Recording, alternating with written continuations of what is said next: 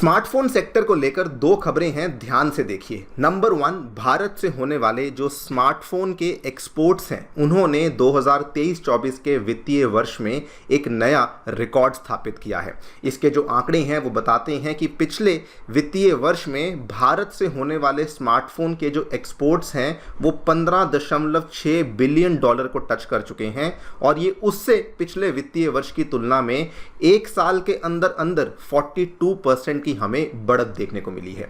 और दूसरी खबर जो कि हमें यहां देखने को मिली है वो है कि जानी मानी कंपनी गूगल वो अपना जो फ्लैगशिप स्मार्टफोन पिक्सल है उसकी मैन्युफैक्चरिंग अब भारत में करने वाली है। बल्कि इसको लेकर खबर ये भी सामने आ चुकी है कि गूगल इस पिक्सल फ़ोन की मैन्युफैक्चरिंग को तमिलनाडु में करने वाली है। इनकी मुलाकात ऑलरेडी तमिलनाडु के जो चीफ मिनिस्टर हैं उनके साथ हो चुकी है और ये भी यहाँ पे फाइनलाइज हो चुका है। और ये दोनों खबरें आपस में जुड़ी इसलिए हुई हैं बिकॉज भारत से जो स्मार्टफोन के एक्सपोर्ट्स बढ़ रहे हैं वो इसीलिए बढ़ रहे हैं बिकॉज दुनिया भर की विदेशी कंपनियां हैं जो कि भारत में आ रही हैं और भारत में आकर के मैन्युफैक्चरिंग कर रही हैं, जिसकी वजह से हमारे यहाँ से होने वाले जो स्मार्टफोन के एक्सपोर्ट्स हैं वो दोस्तों अब तेज़ी से बढ़ते जा रहे हैं। दोनों ही खबरों के बारे में बात करेंगे। क्या आंकड़े हमें देखने को मिले हैं स्मार्टफोन एक्सपोर्ट्स को लेकर, कहाँ से मैक्सिमम एक्सपोर्ट्स होते हैं, कहाँ को हमारे एक्सपोर्ट्स जाते हैं, इसको भी समझा जाएगा। एंड क्या वजह है कि जो अधिकतर कंपनियां हैं वो भारत में आकर के अपने मैन्युफैक्चरिंग प्लांट्स को सेटअप कर रही हैं, इसको भी हम लोग समझने का प्रयास करेंगे। आइए शुरू करते हैं मेरे साथ। मेरा नाम है अनिरुद्ध। यदि आप लोग हमें फॉलो करना चाहते हैं, हमारे लेक्चर्स के अपडेट्स को प्राप्त करना चाहते हैं तो यहाँ पर दिए गए टेलीग्राम चैनल्स के माध्यम से ऐसा कर सकते हैं।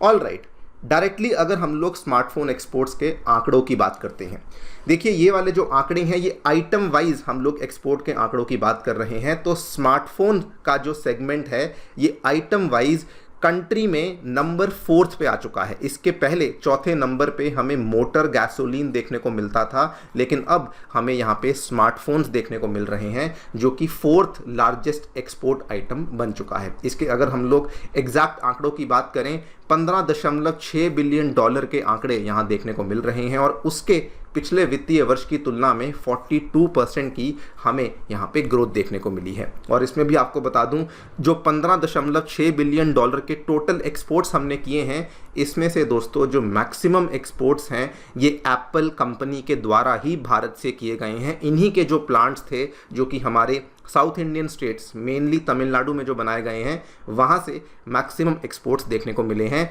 और एप्पल के जो स्मार्टफोन के एक्सपोर्ट्स हैं वो यहाँ पे 14.39 बिलियन डॉलर के आसपास देखने को मिल रहे हैं। यानी कि जो टोटल एक्सपोर्ट्स हैं उसमें अगर आप एप्पल का शेयर देखेंगे तो 92% से भी ज़्यादा हमें यहाँ पे एप्पल के ही जो आईफोन्स हैं उनका एक्सपोर्ट देखने को मिल रहा है। ये जो मैंने आपको बताया ये बेसिकली आइटम वाइज एक्सपोर्ट्स थे। अगर आप लोग पूरे सेक्टर वाइज एक्सपोर्ट्स को भी देखेंगे तो वहाँ पर भी ये smartphone exports basically electronic goods के सेक्टर में फॉल करते हैं और यहाँ पर भी हमें एक बहुत ही बड़ा उछाल देखने को मिला है। 2022-23 में इलेक्ट्रॉनिक गुड्स की जो आइटम थी ये नंबर 6 पे देखने को मिलती थी, लेकिन 2023-24 में इलेक्ट्रॉनिक गुड्स की जो आइटम है ये आपको नंबर 5 पे देखने को मिलती है। और ये भी कहा जाता है कि टॉप 10 जो हमारी एक्सपोर्ट कैटेगरीज हैं उसमें ये फास्टेस्ट ग्रोइंग कैटेगरी भी मानी जाती है। खैर, हम लोग हमारे स्मार्टफोन्स को कहाँ भेज रहे हैं तो रिपोर्ट ये बताती है कि मैक्सिमम स्मार्टफोन्स जो कि इंडिया में मैन्युफैक्चर हो रहे हैं सबसे ज़्यादा जा रहे हैं अमेरिका में, जहाँ पर 5.6 बिलियन डॉलर के शिपमेंट्स हम लोग भेज रहे हैं। नंबर 2 पे हम लोग इसको यूएई में भेज रहे हैं जहाँ पर ऑलमोस्ट 2.6 बिलियन डॉलर के शिपमेंट्स जा रहे हैं। नंबर 3 पे नीदरलैंड जहाँ पे 1.2 बिलियन डॉलर एंड नंबर 4 पे यूके जहाँ पे हम लोग 1.1 बिलियन डॉलर के शिपमेंट्स स्मार्टफोन्स के कर रहे हैं। इतना ही नहीं, जो ओवरऑल स्मार्टफोन प्रोडक्शन जो कि भारत के अंदर हो रही है, अगर हम लोग दोनों चीज़ों को कंबाइन कर दें कि प्रोडक्शन जो कि एक्सपोर्ट के लिए और डोमेस्टिक मार्केट के लिए हो रही है वो भी ऑलमोस्ट 49 बिलियन डॉलर्स को टच कर चुकी है, जो कि पिछले वित्तीय वर्ष की तुलना में 17% के आसपास हमें देखने को मिल रहा है। यानी कि 49 बिलियन डॉलर्स की टोटल मैन्युफैक्चरिंग हो रही है, जिसमें से 15 बिलियन डॉलर्स डायरेक्टली हम लोग यहाँ पर एक्सपोर्ट ही कर दे रहे हैं। सवाल ये आता है कि आखिरकार व्हाट इज़ द रीज़न जिसके पीछे हमें इतनी ज़्यादा फिनोमिनल ग्रोथ देखने को मिल रही है। तो जवाब बड़ा सिंपल है, बेसिकली PLI स्कीम के चलते हमें इतनी बड़ी ग्रोथ देखने को मिल रही है। आज से कुछ साल पहले गवर्नमेंट ऑफ इंडिया ने सबसे पहले स्मार्टफोन की कैटेगरी के लिए प्रोडक्शन लिंक्ड इंसेंटिव स्कीम को लॉन्च किया था।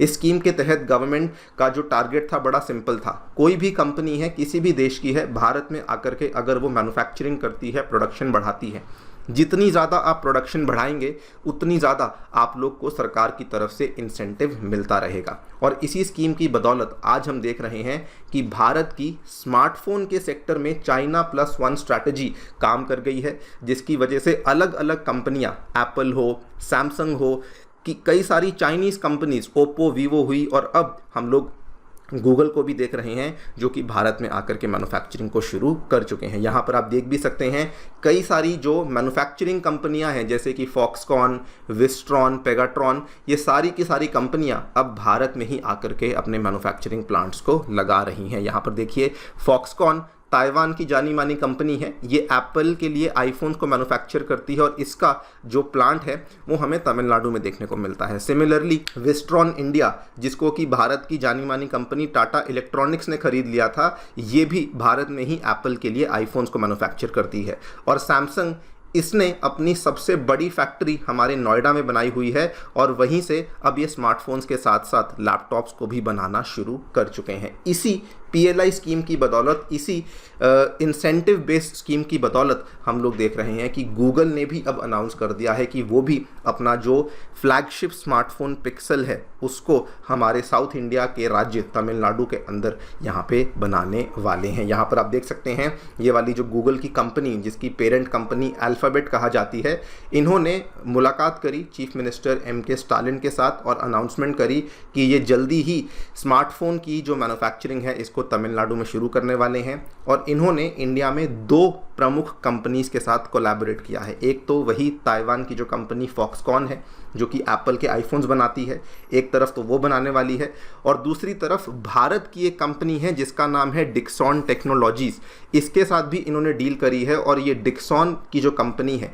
ये भी भारत में गूगल के लिए पिक्सल 8 नामक स्मार्टफोन को बनाने वाली है, जिसमें कि ये मंथली बेसिस पे 1 लाख पिक्सल यूनिट्स को मैन्युफैक्चर करने वाली है। और ये भी आपको बता दें, पिछले साल गूगल की बातचीत चल रही थी, अक्टूबर-नवंबर 2023 के आसपास की बात है, ये बातचीत कर रहे थे, लेकिन ना तो इन्होंने कोई एग्जैक्ट लोकेशन बताई थी, ना ही इन्होंने अपने कोई प्लान बताए थे। लेकिन आज मई 2024 में हम लोग देख रहे हैं कि इन्होंने अपने प्लान्स को भी अनाउंस कर दिया है और इन्होंने एग्जैक्ट लोकेशन भी यहाँ पर अनाउंस कर दी है।